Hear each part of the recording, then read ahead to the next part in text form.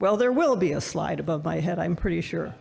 And it will be a Venn diagram, I see it now, that places the environment in the yellow sphere in its rightful place, on top.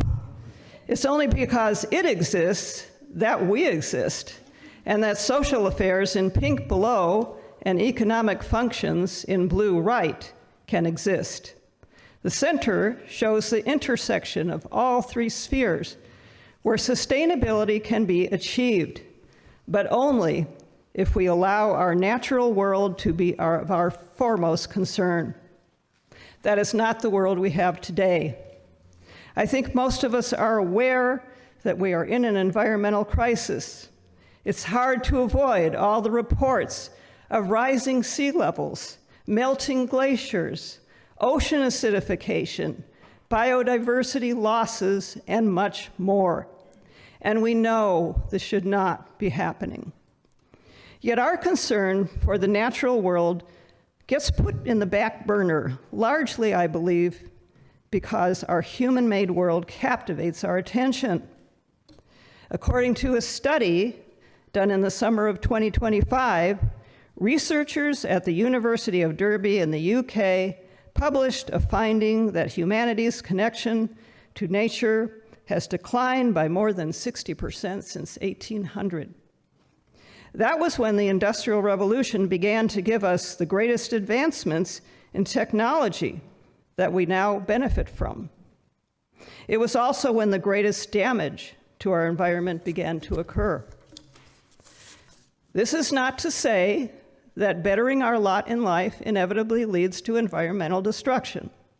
It is more about opportunities that surfaced with that process. It's more about a blind drive to prosper extraordinarily.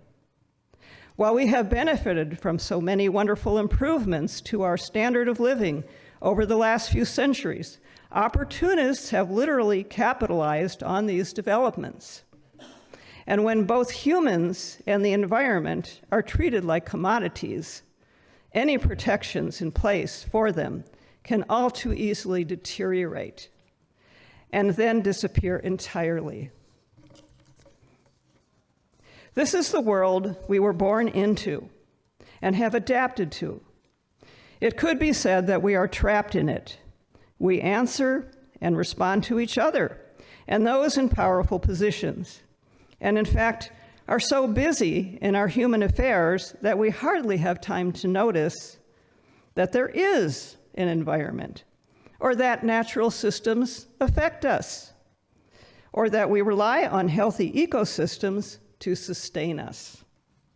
And how can we be expected to overcome the will of those who have all the wealth and power? It often seems impossible to make any significant changes. And yet, our seventh UU principle obliges us to have respect for the interdependent web of life, of which we are a part. In our website, it is further explained that our seventh principle may be our way of coming to fully embrace something that greater than ourselves, the interdependent web, expressed as the spirit of life, the ground of all being, the oneness of all existence, the community-forming power, the process of life, the creative force. These are powerful words. Yet some of us wonder why this principle is listed last, when in fact it speaks of what comes first in the creative process of life. Could it be that just that recognition, a profound and deep recognition of what is truly at the center of our lives, that ground of all being, that oneness of all existence, were allowed to creep into our daily lives? Could it help bring concerns of environmental well-being into a more prominent position in our lives? Can we learn to see how important our natural world is to us? The human-made world cannot sustain us. It doesn't have that kind of power, although we can become entranced into thinking that it does. A focus on the environmental crisis would not eclipse our concerns for social justice. Both problems have the same root cause. The forces that have contributed to and are continue to perpetuate the devastation of our biosphere are the very ones that have caused deep harm to and stark inequities among people and all other living beings. What we say today only hints at the nature of our current predicament. Good morning. My name is Emilia Gonzalez Clements, and I'm trained as an applied anthropologist. And I know that everyone in this room knows about the what of the situation we're currently facing.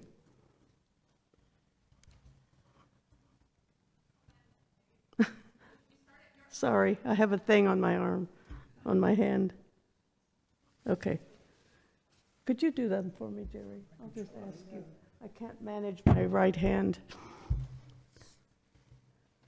Thank you. Yeah. It's called worldview.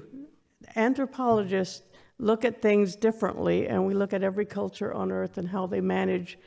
And what we call worldview is about the why. Why did we get to the situation that we're facing right now? We all know what all the things are. Wendy's introduced us to that subject, and we're living in it. We call it worldview. A normal English word would be like mindset. Your worldview comes from your culture, your family, your community, and your life experience. It also comes from your formal education, the media, and the social environment. Next slide, please. Back up one. Is that what you want? No, it should be the back up one. That one. These are the two worldviews that I was born into. My father's conquistador ancestors were responsible for the death of 80 to 90% of the indigenous populations in Mexico during the first 100 years of conquest, and they extracted enormous amounts of silver with forced labor. My grandmother was a young girl in the 1800s when her band, the Guamares, hunters and gatherers, who called themselves the Children of the Wind, fought the Spaniards before being beaten into submission and forced into Catholicism.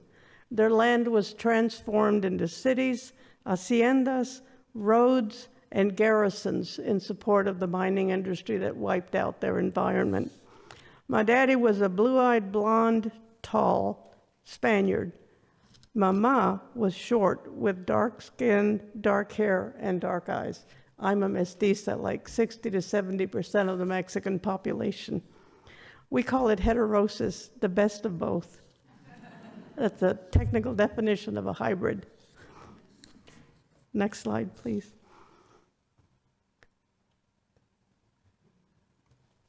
That one. This is a graphic of my two worldviews, the indigenous and the Western. But it doesn't show the mountains and the rivers and the stones and everything else that exists on this planet with us, our spirit relatives. It's simple because it was designed for preschoolers in a Canadian native village. The graphic represents the perceived status of humans in relation to all things in creation. And I think you can really understand what this graphic represents. Thank you, Jerry. Next. I'm going to have to read all of this.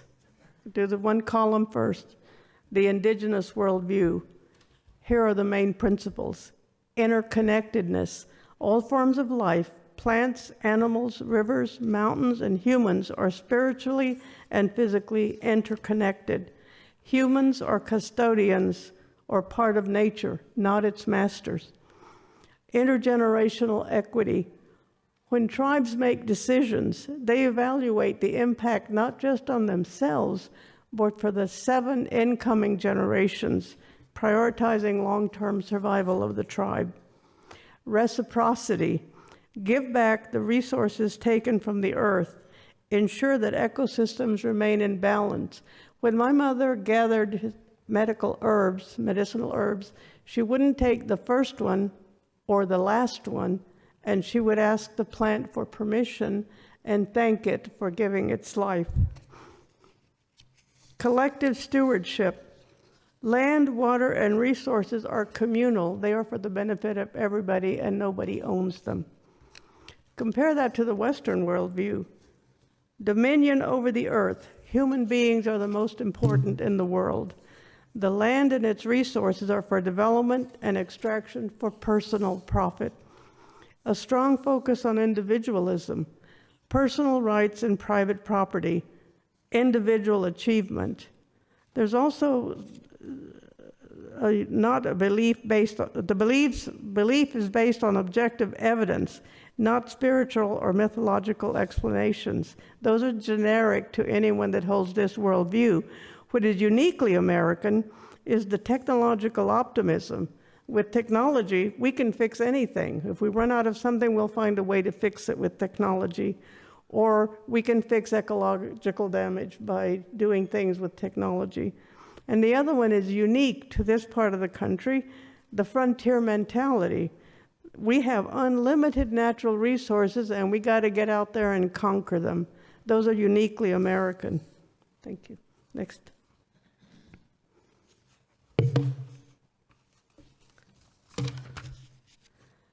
These are two case studies for the two different worldviews. The first one is the Colorado River. It's shrinking because of environmental issues, and now there's a lot of people working to come up with a new agreement, who gets the water, how much, and when.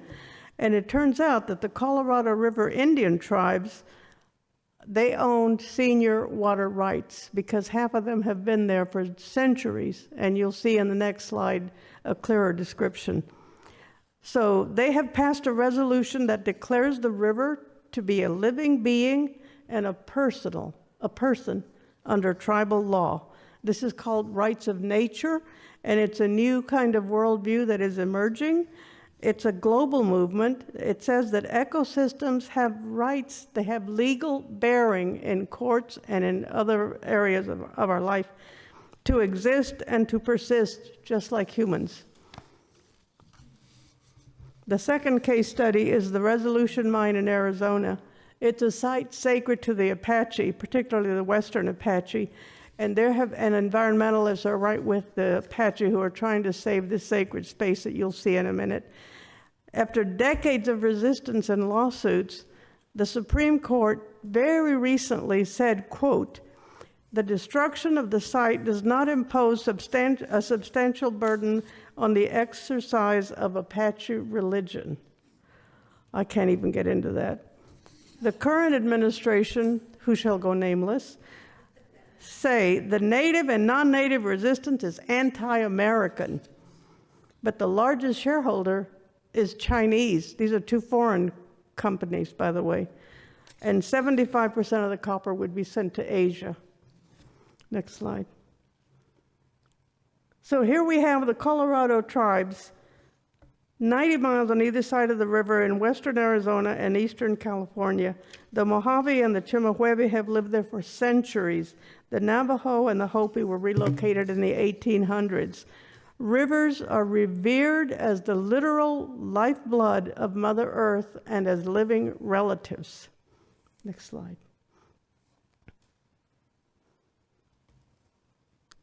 The Apache sacred site was transferred to the copper mine in March of this year. It is a sacred site where the Creator has placed his what we would call angels, and many sacred rites are followed there. For example, a young woman's coming of age ceremony, which takes 7 days and includes resources and being in certain places and praying at certain spots. So the sacred rites are followed there, or you go to do your prayers by yourself. After 6 years of mining, it will be a chasm 2 miles wide and 1,000 feet deep. So that's what it looks like now, and that's a very minor depiction of what it will look like after 6 years. Something like 3 billion tons of copper will be taken. Next slide. But the worldviews, they are changing. Many now hold the, and certainly people in this room, ecocentric view. We all know that, plastics, don't buy plastic things and recycle all those good things. And the eco-universe advocates say, let's save our own planet before we go off into space and colonize and ruin another one. And here's a new one. I have to read this one because I can't get my head around it. Many religions hold views on faith and climate. There is literally a new interdisciplinary academic field, referred to as interfaith, on the significance of religion to environmental problems and of ecological ideas to religion. And by the way, that's the first time I've ever seen our UU symbol on any graphic that talks about world religions. I'm keeping that one. Next slide. Okay. Oh, one last thing. We have a new brother. He was discovered in a cave in the Columbia River Gorge by an arachnologist, a spider specialist, a few years back, but she couldn't find a male version. They were all females. So he was named Tulishpun, cave predator, master of domain, by the Yakama Nation in a naming ceremony led by an elder on June the 10th, this month. And I welcomed his tribe into the family. Thank you.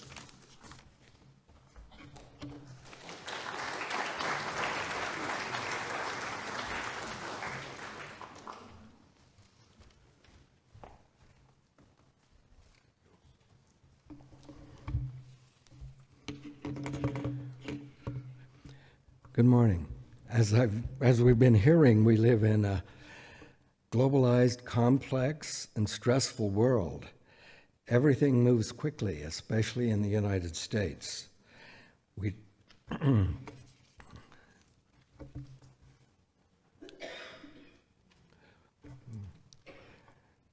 travel by airplane, car, train, and other forms of mechanized transportation.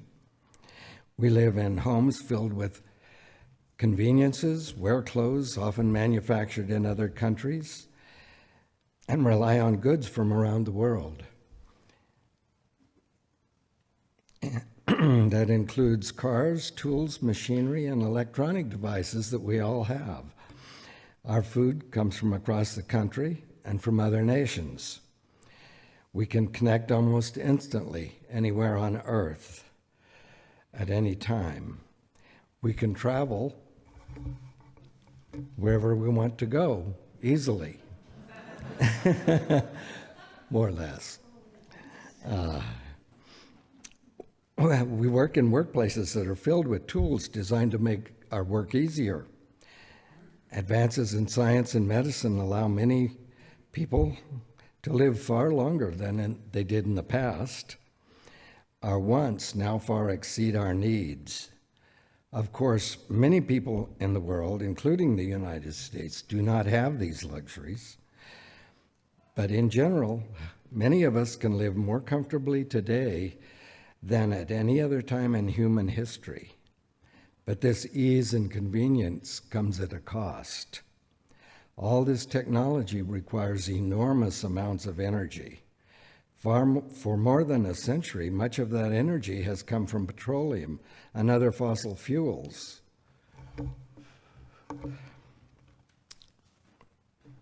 That includes,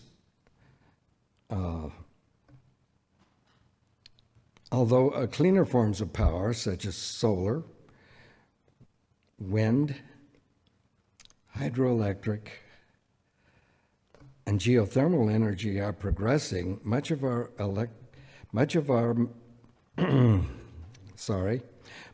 electricity generation, transportation, food production, mining, and manufacturing still depends on fossil fuels. That includes the mining of essential minerals that we use in all those electronics. We pay for this dependence through higher costs for food, housing, transportation, and many other necessities, while those with the greatest control over these systems continue to accumulate extraordinary wealth. The result is a damaged planet, Global climate change has disrupted weather patterns. We are using Earth's resources at an unprecedented rate. Our water is polluted, our soil is degraded, our oceans are warming and becoming more acidic, and entire landscapes are being destroyed or disrupted.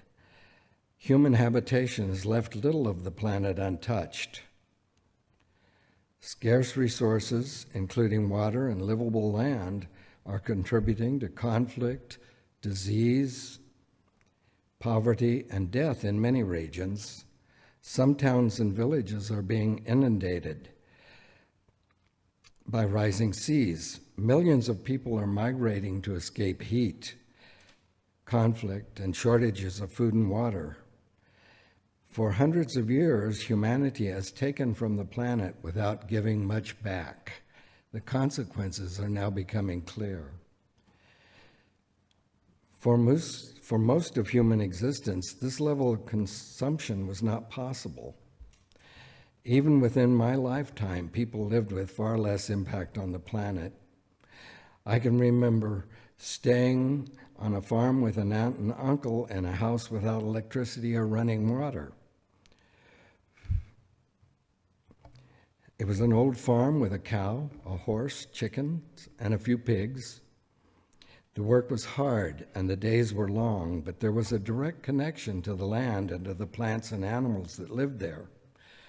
People on nearby farms knew one another, socialized, and helped with work and problems. I lived in town with my parents and brother, with other relatives close by, and we were all often together. The town had about 12,000 people, so it was not possible to know everyone personally, but people knew many others and understood how they fit into the community.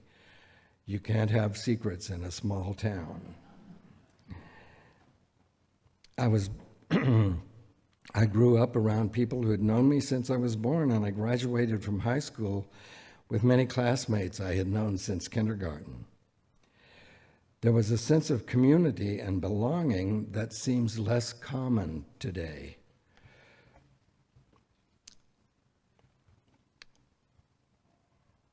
That way of life did not require huge amounts of energy. There were fewer people, and energy use was much lower. Much of the work was done by human muscles and domestic animals. People traveled less, moved less often, and used fewer labor-saving devices, and often felt more connected to their environment. Our present situation, which we've been hearing about, makes clear that we cannot continue as we are. For the first time in human history, we are overwhelming the planet and depleting the resources that sustain life. We can make the needed changes, but do we have the will? Doing so would require a fundamental change in how we see ourselves and the world. We often regard ourselves as the pinnacle of evolution and the masters of nature. But we need to recognize that we are part of a larger living system, one species among many, with no greater right to exist than any other. In practical terms, we must end our dependence on fossil fuels, reduce waste, make better use of what we already have, distinguish needs from wants, and reduce, reuse, and recycle wherever possible. We also need to elect officials who understand these problems and are willing to act, and then hold them accountable. Can we do this? That remains to be seen. No one knows. But we will all experience the consequences of whatever answer we give. Thank you.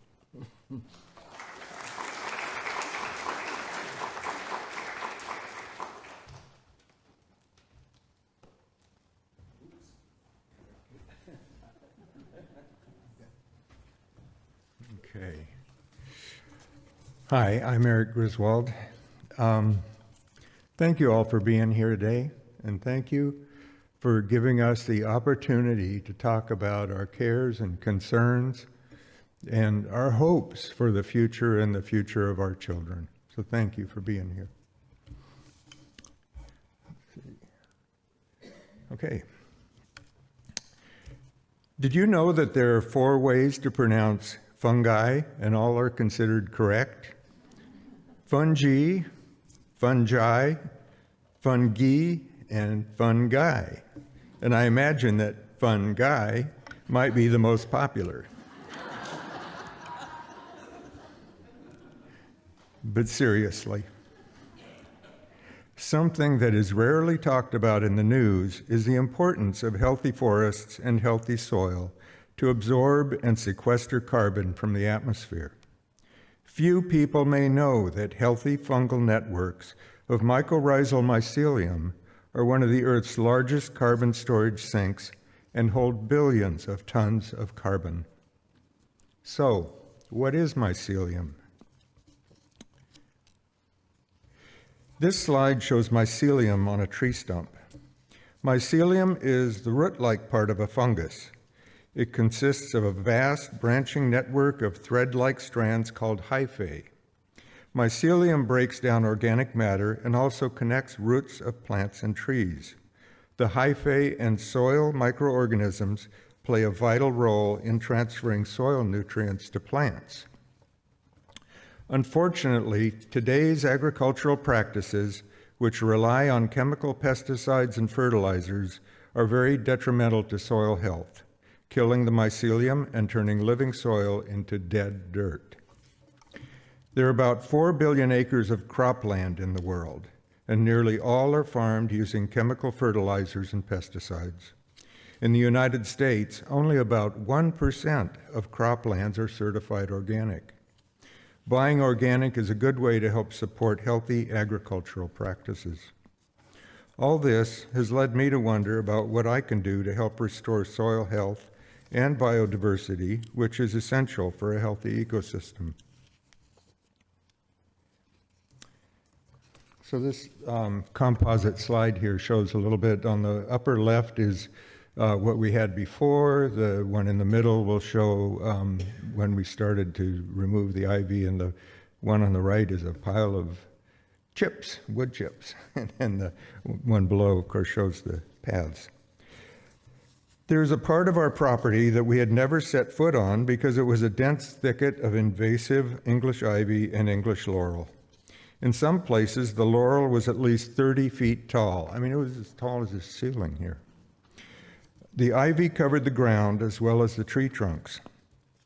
English ivy and English laurel do not support healthy native fungi and often suppress mycorrhizal fungi and can encourage disease in native plants. 4 years ago, we started by removing the ivy from the trees and discovered we had 18 large and beautiful cedar trees in addition to a number of big leaf maple trees. Next, we started removing the ivy from the ground and cutting down the laurels. This allowed us to see all the way across the property for the first time, and it was quite beautiful. I created some access trails using wood chips and continued removing ivy. I've been gradually replanting with native plants and trees. There were a few plants, like Indian plum and sword ferns, that had survived the invasion of ivy and laurel. So I've learned a lot about native plants in this process. There's more variety in native plants than I ever imagined. I have been planting alder trees, aspens, cedars, vine maple, and dogwood trees. In addition, I've planted native rhododendrons, red flowering currants, elderberries, and salal and Oregon grape.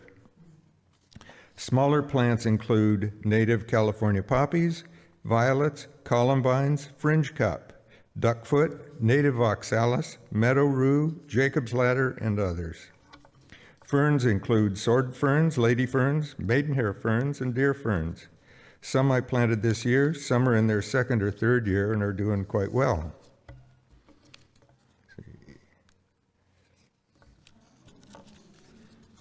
These are all from our little forest, all these photos up here. In our forest, we've seen a real increase in biodiversity in the animal world, the other than humans. We see woodpeckers, robins, towhees, chickadees, sparrows, juncos, and owls, as well as chipmunks, Douglas squirrels, and eastern gray and fox squirrels, and we see bats in the evening.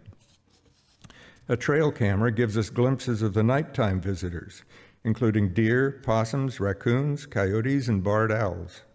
We also occasionally see native snakes and snails and salamanders. The addition of wood chips has also created an environment for many types of fungi to thrive, and these pop up around the forest at different times of the year. I have a camp chair in our forest that I like to sit in and relax and focus on gratitude. I call it my gratitude chair, which was inspired by our own gratitude lady, Dolores Hurd. This is the view from the gratitude chair.